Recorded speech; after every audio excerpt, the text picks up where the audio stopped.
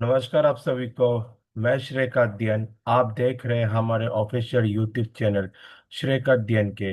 यदि आप नए हो और हमसे पहली बार जुड़ रहे हो तो आप प्लीज इस चैनल को सब्सक्राइब कर लीजिए, लाइक कीजिए, कमेंट कीजिए और इस वीडियो को ज़्यादा से ज़्यादा उन सभी खिलाड़ियों के साथ शेयर कर दीजिए जो कि इस जॉब को लेना चाहते हैं।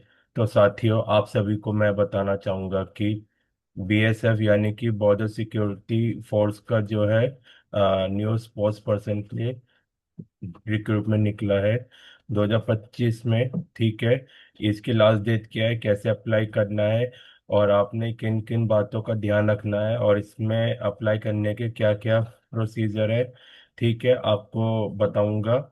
आप इस वीडियो को एंड तक देखते रहिए और आपके जो भी डाउट है आप हमसे कमेंट सेक्शन बॉक्स में आप हमसे पूछ सकते हैं। आइए, लेट्स मूव ऑन।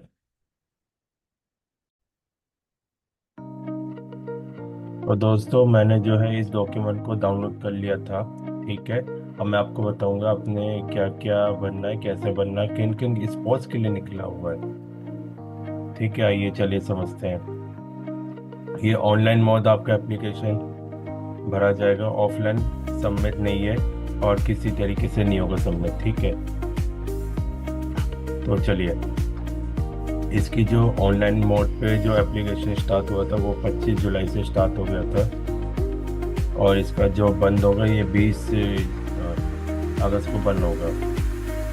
ठीक है, इसमें कुछ गेम्स की वैकेंसी है, जैसे कि आर्चरी है। आर्चरी में ये आपकी पोजीशन है, मेल एक चाहिए, फीमेल एक चाहिए। ठीक है, इसी तरीके से एथलेटिक्स है। एथलेटिक्स में 800 मीटर है, इसमें एक एक आपका एक फीमेल आएंगे। ठीक है, बाद 3000 मीटर स्टेपल चेस में भी एक मेल एंड एक फीमेल। इस तरीके से triple jump, discus throw, high jump, long jump.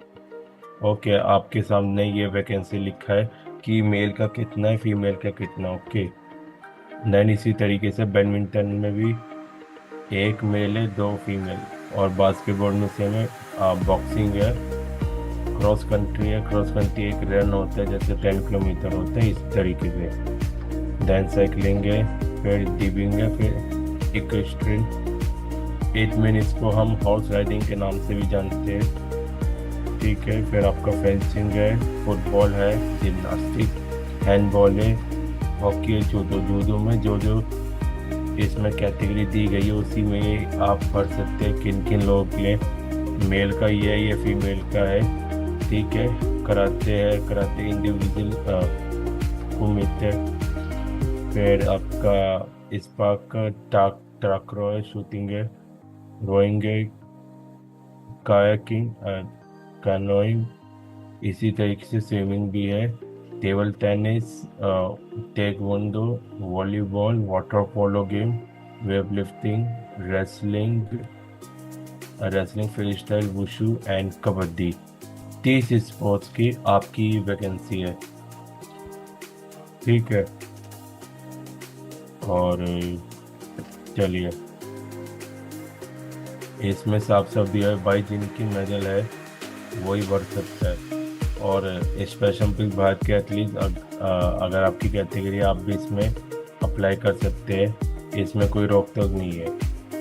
Apply कम से कम कीजिए, नंबर आए ना आए वो बात की बात है, अप्लाई करना आप लोगों के हाथ में है। ठीक है, और जो भी नोटिफिकेशन आएगा वो इस वेबसाइट पे आएगा, इसकी लिंक आपको डिस्क्रिप्शन बॉक्स पे दे दिया जाएगा। ठीक है, और इसके बाद ये तो खैर सब पढ़ लीजिएगा। अच्छा, पे स्केल की बात करते हैं भाई। पे स्केल में इसमें कांस्टेबल का ही निकला है, जनरल ड्यूटी अंडर स्पोर्ट्स होता है, लेवल 3 है, यानी कि शुरू में आपको इतने मिलेंगे, इतने से लेके इतने तक, यानी 69,100 रुपीज इस तरीके से। ठीक है, and other allowance emission to central government employ from time to time under the rule. आपको भारत सरकार के तहत जो है सारे जितने भी सेंट्रल गवर्नमेंट के जो एम्प्लॉय होंगे उनके सभी रूल वूल पता चलता रहेगा। ठीक है, अच्छा, अदर अलाउंस में आपको जो जितने भी जो कैंडिडेट होंगे उनको न्यू पेंशन स्कीम का लाभ मिलेगा, ठीक है। और अदर जो स्कीम्स है वो भी गवर्नमेंट ऑफ इंडिया आपको टाइम टू टाइम बताते रहेगा। अच्छा, अब हम एलिजिबिलिटी की बात करते हैं। एलिजिबिलिटी स्पोर्ट्स पर्सन के 18 साल से लेकर 23 साल की एज में ये केवल, ठीक है। और जो आपका पढ़ाई, जो आपका रेगुलाइज जो बोर्ड है उसका ही माना जाए 10-12 का। जैसे 10-12 में सीबीएसई हो या फिर एनआईएस हो गया, हरियाणा बोर्ड हो गया, हिमाचल प्रदेश बोर्ड हो गया, महाराष्ट्र बोर्ड हो गया, इस तरीके से, ठीक है। मिनिमम कम से कम 12th या 10th की गुंजाइश छोड़ दो, ठीक है। अब प्लेयर्स ने अगर कोई पार्टिसिपेट किया, मेडल जीता है, वो इसके लिए एलिजिबल है, ओके। इंडिविजुअल अगर इवेंट होता है वो भी आपका कम से कम 2 साल का आपका पीरियड वो होना चाहिए, ठीक है, कि आपने खेला और जीते हो। इसमें साफ साफ लिखा हुआ है, ठीक है। इसको प्लीज पढ़ लीजिए, डाउट होता है पूछिए, हम क्लियर करेंगे आपकी डाउट को। टीम गेम का भी इसी तरीके से है, ठीक है। चलिए, और अच्छा, इसमें दिया हुआ है sports control sports should not be playing member of the, however this does not apply to medal one international tournament के। हाउ, आप समझ गए होंगे। इसमें दिया हुआ है जो एज दिया हुआ है उसी को एक्सेप्ट किया जाएगा। प्रॉपर प्रूफ देना है भाई, कोई नकली कुछ नहीं लगाना, फेक नहीं लगाना, ठीक है। अगर लगाते हो तो आप एलिजिबल नहीं होते हो। सारा फॉर्म फिल करने का है, ठीक है। 18 साल से 23 साल के बीच में ये केवल, इसमें अपर रिलैक्सेशन जो है ST/SC वालों को 5 साल के लिए, and OBC non creamy layer by 3 year, ठीक है। OBC और जो NCL जो है उनको 3 साल का ही अपर रिलैक्सेशन की छूट है। Not that only the date of birth as recorded in the matriculous certificate available on the date of submission of application will be accepted for determining the age, and no subsequent request for a change will be considered or granted। यानी कि आपने 10-12 जो भी किया उसकी proper date of birth होनी चाहिए, उसी चीज़ को सारा चीज़ें चेक किया जाएगा, ओके।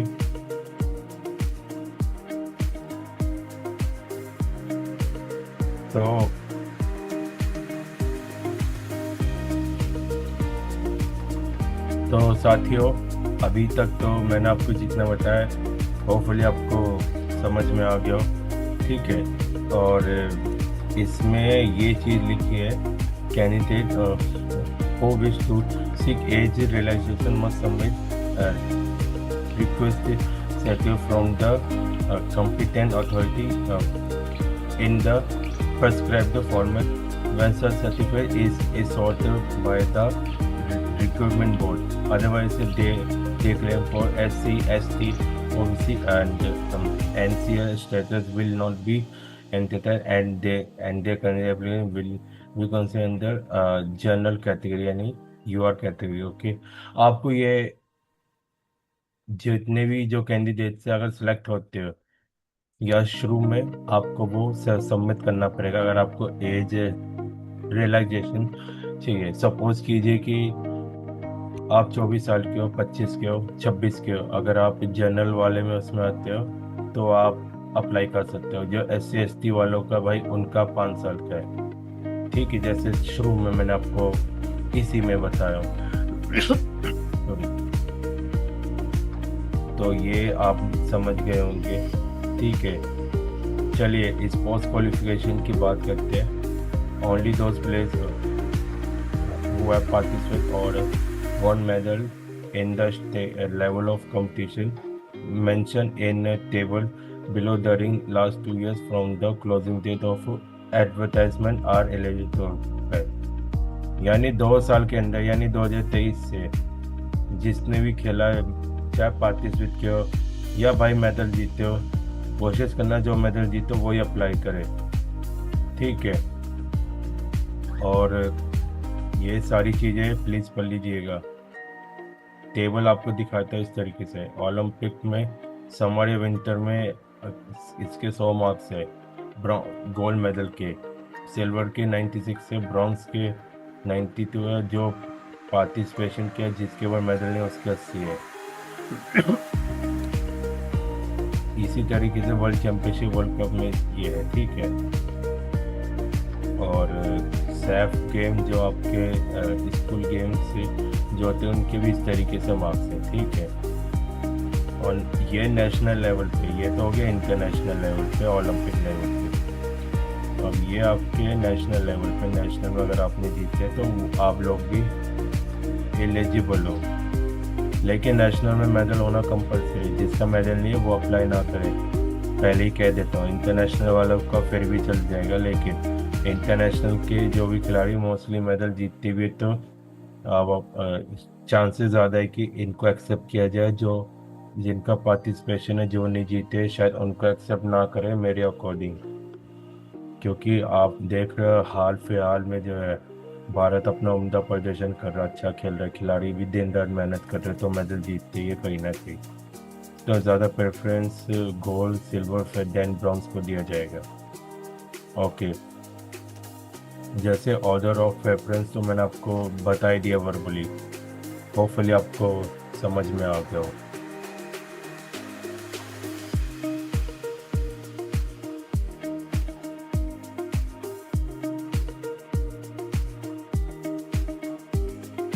ओके, अब ये physical standard for post R S follow. ये लड़कों के लिए 170 सेंटीमीटर हाइट होनी चाहिए, फीमेल की 157 सेंटीमीटर होनी चाहिए। आपके हाइट में कुछ जगह छूट दी जाएगी कुछ कैटेगरी में, ठीक है। ये कैटेगरी इस तरीके से है, ये आप देख लीजिए, ठीक है। जैसे all candidate belonging to schedule caste, जो एसटी में आते हैं उनकी इतनी छूट दी जाएगी, ठीक है। और जो एनी स्टेट से आते हैं, यानी कि all schedule tribute candidate of north eastern state, जो ST से आते हैं उनकी ये छूट होगी, ठीक है। तो इस तरीके से सारी छूट दी गई है हाइटों में, ठीक है। और चेस्ट जो है लड़कों की 80 सेंटीमीटर एक्सपेंडेड, और मिनिमम एक्सपेंडेड जो 5 सेंटीमीटर होनी चाहिए, ठीक है। ये लड़कों के लिए, लड़कों की कैटेगरी इस तरीके से दी गई है। और वेट जो है मेडिकल स्टैंडर्ड्स के अकॉर्डिंग होनी चाहिए, ठीक है। और लड़कियों की जो चेस्ट है वो नहीं देखा जाएगा, कुछ चीज़ें देखा जाएगा, ठीक है। मेडिकल स्टैंडर्ड से जो भी आपका मेडिकल होगा उसके थ्रू जो लड़कों का वेट है वो देखा जाएगा, ठीक है। आई साइट मिनिमम जो डिस्टेंस है आपका, जो आई विजन है देखने का 6 या 6-9 होना चाहिए, without correction, without wearing specs और लेंसेज, ठीक है। आप बिना आप चश्मा पहनते हो, लेंस लगाते हो, उसके बिना वो एक्सेप्ट करेंगे। अगर आप पहनते हो तो एक्सेप्ट नहीं किया जाएगा, ठीक है। ये तो भी सारी बात। टैटू नहीं लगाने का है, ठीक है, क्योंकि टैटू अलाउ नहीं होता है। और टैटू अगर आप मान लो करते हो तो शायद आप इस जॉब के लिए एलिजिबल नहीं होंगे। ओके, इसमें जो सेकंड पॉइंट पे दिया हुआ है, कैंडिडेट के जो है नॉक नहीं होना चाहिए, फ्लैट फुट नहीं होना चाहिए, नॉर्मल होना चाहिए। जिनका फ्लैट फुट है वो इस जॉब के लिए एलिजिबल नहीं है, क्योंकि बॉर्डर सिक्योरिटी फोर्स में क्या भाई ज़्यादातर भागना पड़ता है, क्योंकि इस बैठने वाला सिस्टम नहीं है कि बैठ के आपको काम करना है, नहीं, आपको मोस्टली भाग कर ही करना है। तो ये है, ठीक है। और इसमें दिया हुआ है must be in a good maintained bodily health and free from any medical condition or physical defect likely to interface with the efficient performance of duties or a course of rejection as per the revised medical guideline issued by a MHA from time to time। Tattoo allow नहीं है, आपको बता दिया है। Allow को कैसे करना है वो मैं आपको वेबसाइट में लेके चलता हूँ। ठीक है, ऑनलाइन आपको ही अपने सबमिट करना है। आपको गलती करने की कोई गुंजाइश नहीं है, कोई फेक डॉक्यूमेंट वगैरह नहीं लगाना है। जो हाइट दी गई उसके अकॉर्डिंग लगाना है। अपनी हाइट नाप लीजिएगा पहले घर पे। आपके पेरेंट्स या आपके जो यार दोस्त है वो आपके नाप देंगे। ठीक है, और जो कांस्टेबल का ही ये जॉब रिक्रूटमेंट आया है, अगर आपको अप्लाई करना है तो इसकी जो है इतने पे करने होंगे 147 रुपीज़। ओके, चलिए ये तो फीस हो गई। एक बार जो आपने फ़ी पे कर दी वो सर्कमस्टांस नहीं, आपका रिफंड नहीं होगा। और जो आपका जो है फ़ी एक्सेप्ट ऑनलाइन के थ्रू ही किया जाएगा। ठीक है, और आप मान लो टेस्ट देने वगैरह जाते हो, आने जाने का जो भी खर्चा आपको नहीं मिलेगा। टी ए नहीं मिलेगा। सिलेक्शन प्रोसेस ये जो आपको फिजिकल टेस्ट हो विदाउट फिजिकल टेस्ट नहीं है। ठीक है, डिटेल आपको दिया हुआ है। डॉक्यूमेंटेशन आपको सारे लगाने होंगे। ठीक है, और आपका सेल्फ अटेस्ट होगा, यानी आपको खुद साइन करने होंगे पेपरों में, आपके खुद के होने चाहिए ओरिजिनल जो है। ठीक है, और ये सारी चीज़ें प्लीज़ पढ़ लीजिए। ठीक है, क्योंकि वीडियो लंबी हो जाएगी इस तरीके से। चलिए फिजिकल स्टैंडर्ड टेस्ट के बारे में हम बात करते हैं। आपको जो मैंने ऊपर बताया था उसी थ्रू होगा। ठीक है, जो आपको मैंने स्टैंडर्ड बताए थे। ठीक है, फिजिकल टेस्ट में क्या क्या होंगे जरा हम देख लेते हैं। कुछ चीज़ें पढ़ लीजिएगा, मैं एक्सप्लेन ज़्यादा नहीं कर पाऊँगा। ठीक है, अच्छा, मेरिट लिस्ट जो है उसी डॉक्यूमेंट में निकलेगा जब आप फिजिकल टेस्ट देने जाते हो और आपका मेडिकल जब एग्जामिनेशन होता है तो उसके तहत ही आपका मेरिट लिस्ट निकला जाएगा वेबसाइट के थ्रू। वो आपको बता देगा, नहीं तो आप टाइम टू टाइम चेक कर सकते हैं। ठीक है, अगर कोई डाउट होता है आप हमसे पूछ सकते हैं और आपका वेरिफिकेशन होगा। ठीक है, और इंग्लिश में अपने अल्फ़ाबेट वगैरह जो है इंग्लिश में लिखना है, हिंदी में किसी अदर लैंग्वेज में नहीं एक्सेप्ट होगा।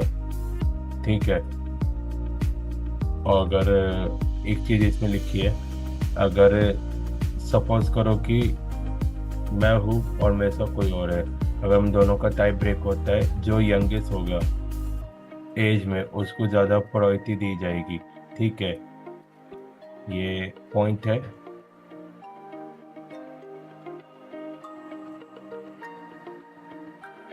ये पॉइंट है। ठीक है, ठीक है, इंटरनेशनल कंपटीशन का जो है आपका पहले साइन होना ज़रूरी है। ये आपके जो फेडरेशन है या ओलंपिक फेडरेशन है वो इसको साइन करेंगे। ठीक है, और नेशनल का ये फॉर्म 2 है। ठीक है, वो आपके नेशनल वाले करेंगे, जो आपकी स्टेट है वो करेंगे। जैसे दिल्ली से आते हो, जैसे आपका वॉलीबॉल है या फिर आपका सॉफ्टबॉल है, कोई भी गेम है तो आपका नेशनल करेगा, जो आपका मेन फेडरेशन है नेशनल में। ठीक है, अगर स्टेट है तो स्टेट वाला करेगा। ठीक, ठीक है, ये मेडिकल का सारा दिया हुआ है। ठीक है, और इसमें जनरल इंस्ट्रक्शन दिया हुआ है। सॉरी, और इसमें मेज बेव वगैरह कुछ नहीं होगा। सिक्योरिटी गाइड में जनरल इंस्ट्रक्शन दिया हुआ है, ये वहाँ पे सारी चीज़ें रिकॉर्ड होगा। ठीक है, अगर एज फ्रॉड वगैरह निकलता है तो आप हट जाओगे हमेशा के लिए। ठीक है, और आपको छोड़ के नहीं जाना होगा, आपको इन्फॉर्म करके जाना होगा, जो कि जनरल इंस्ट्रक्शन के तहत है सारा। ठीक है, चलिए ये तो होगी सारी चीज़ें। अपना ईमेल आईडी जो है अपडेट रखना, फ़ोन नंबर भी अपडेट रखना। ओके, चलिए आपको मैं फीमेल की कैंडिडेट की एज बताता हूँ। इस तरीके से होनी चाहिए एज के अकॉर्डिंग। ठीक है, ये है मेल की। ठीक है, अब अप्लाई कैसे करना है अब मैं वेबसाइट में लेके चलता हूँ जल्दी से। ठीक है, आइए लेट्स मूव ऑन।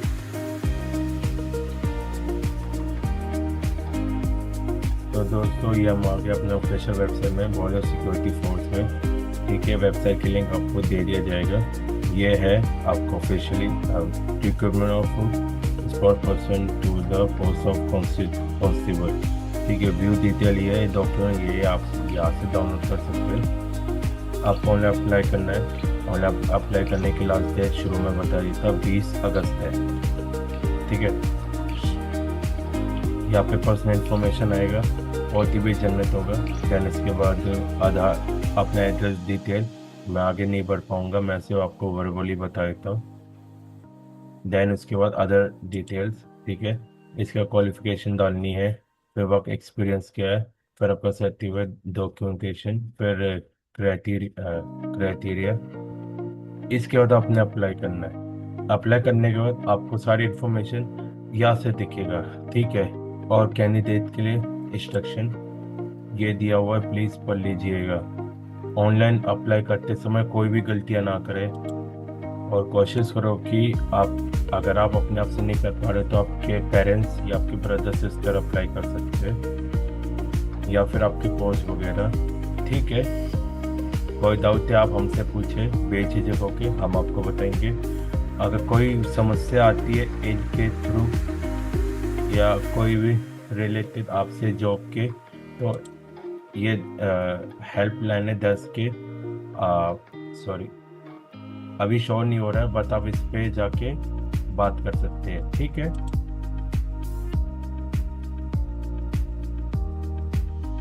एक सेकेंड, सॉरी। हाँ, तो इस पे जाके आप जो है बात कर सकते हैं। ठीक है, पहले फॉर्म अप्लाई करने के बाद तभी शायद खुलेगा। ठीक है, तो थैंक यू दोस्तों इस वीडियो को देखने के लिए। अगर आपको ये हमारी इंपॉर्टेंट वीडियो अच्छा लगा हो तो आप प्लीज़ इस चैनल को सब्सक्राइब कीजिए, लाइक कीजिए, कमेंट कीजिए, और इस वीडियो को ज़्यादा से ज़्यादा सभी खिलाड़ियों को शेयर कर दीजिए। तब तक के लिए नमस्कार, जय हिंद, जय भारत। मिलते हैं नेक्स्ट वीडियो की ओर।